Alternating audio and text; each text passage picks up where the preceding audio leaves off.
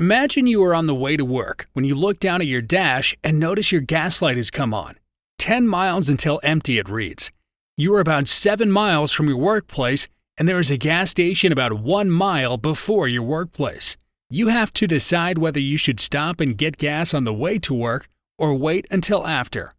You consider the fact that you've already gotten a late start to the day, so you're running behind. Plus, you think that you have enough gas to make it to work and then back to the gas station when you leave work.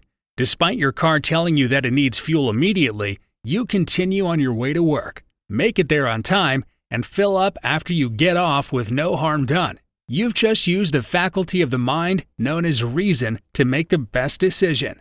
Reason is our mind's ability to think logically and rationally by consciously applying logic based on new or existing information. Reasoning is associated with the processes of thinking and cognition and is sometimes referred to as rationality. We spoke recently about perception being the faculty that allows us to perceive the world around us through sensory information.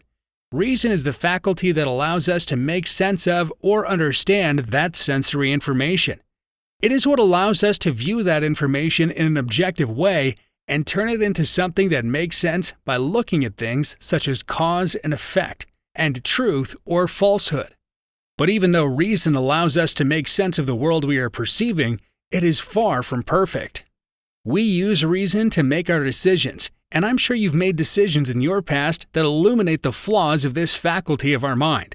Our decision-making can be influenced by many factors, including past experiences, age, beliefs, and a variety of cognitive biases.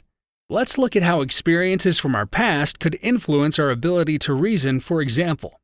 We store our memories, thoughts, and emotions from the past in our subconscious mind, and then we bring forward this information when we're having an experience that resonates with this past experience, as if we are reliving an experience from our past. Imagine you and a friend are on the way to a concert and you're running late when it suddenly begins to rain. You are driving, and when the rain begins to come down a little harder, you drastically decrease your speed.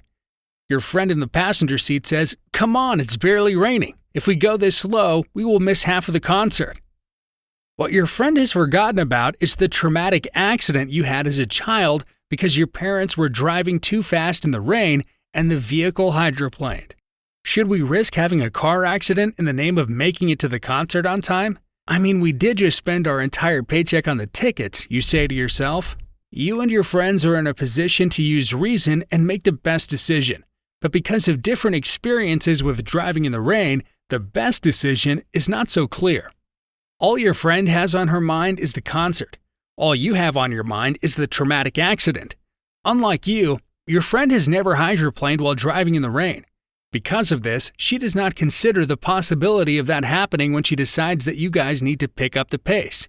You, on the other hand, are heavily considering this as a possibility, as you've had it happen to you.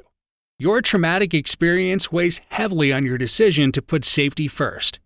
Reason is the faculty of the mind that identifies and integrates information that is provided by our senses to give us a sense of reality, and it allows us to operate with some sense of form in this crazy world.